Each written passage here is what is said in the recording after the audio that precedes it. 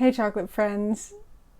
This week's Bar Bits video was inspired by this bar from Omnom Chocolate out of Iceland. This is their cookies and cream bar, a white chocolate based bar. So I know you've seen a cookies and cream bar before, and when you think of that, you automatically think of this cookie, right? You know these cookies? But did you know that those cookies are actually chocolate? A lot of people don't, and let me tell you why. Because they don't taste like chocolate.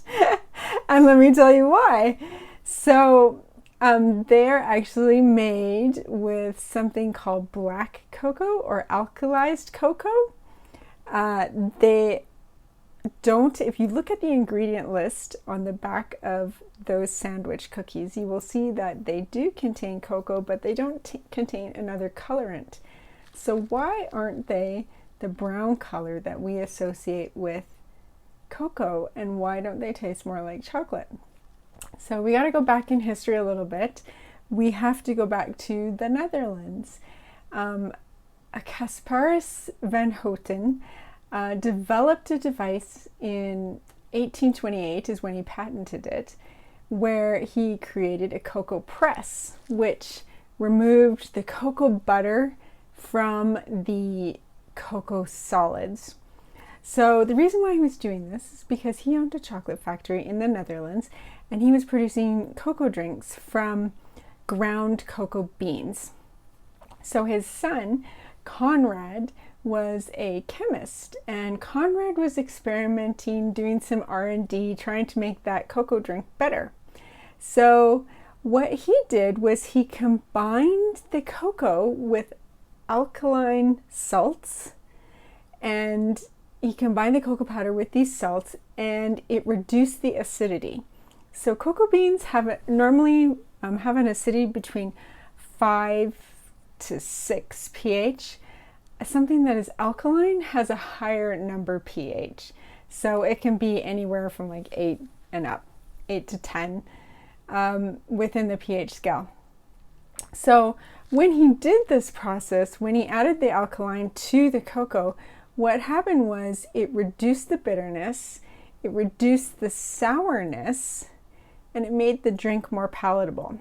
But it also had an extra benefit of also making the drink more mixable. It made the cocoa solids disperse more easily within the water.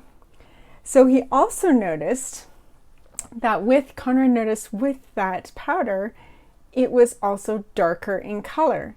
So the alkaline made it less bitter, less astringent, more palatable, less sour, and darker, but what it also did was made it have less chocolate flavor. So it's this funny thing where it enhances the flavor, but also takes away from the flavor. So of course he patented, like his father, this process in 1828. He had a 10-year patent, it ran out, and now it's used widely in the industry. So that's why you sometimes hear the terms Dutch cocoa or alkalized cocoa. So what has happened is that they've added something alkaline to the acidic cocoa, and it raises the pH, which makes it more alkaline. So the impact of adding an alkaline agent depends on the amount that you add, depends on the beans that you start with, depends on the moisture content, and depends on temperature. Industrial processes do this. They can do it at the nib step, they can do it at the cocoa cake step, they can do it at the cocoa liqueur step. Any of these steps is where they can add alkaline. But here's the funny thing.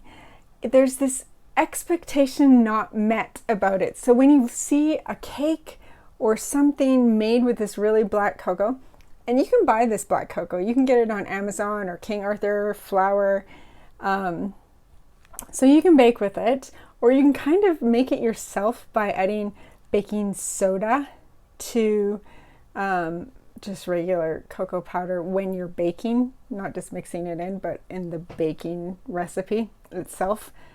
I'll add some links down below for those kind of things. But you see this rich, rich, dark color, and you have this expectation of this deep chocolatey flavor. And you know, you've bitten into one of these or a black cocoa cake. It just doesn't deliver the cocoa flavor that you're looking for. Oh, and I forgot one more thing. There was a study done that showed flavanol content is inversely related to pH. So the higher the pH, the more alkaline it is, the less flavanols it have. So this bar, they don't use alkalized cocoa.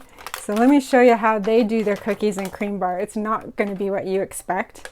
They do it like this.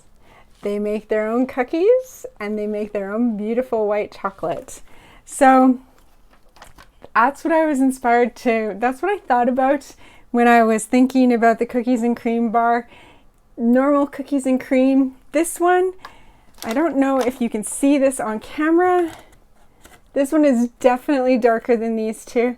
So this one has been alkalized more than these. I'm guessing he's using his own cocoa powder, but I don't know for sure if they get their source their cocoa powder for someone else. But you can see the color difference, right?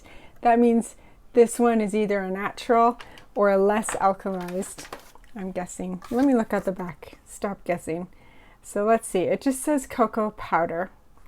But what I do know is that if I let my family know that this bar is in the house, it's going to be gone really quick.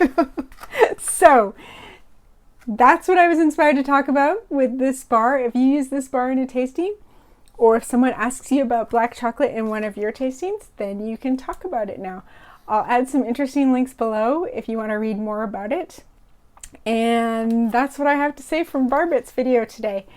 If you like this, or if you have questions about black cocoa or anything else, let me know in the comments below. Subscribe, and we will see you next Thursday when we have another video. Thanks for watching.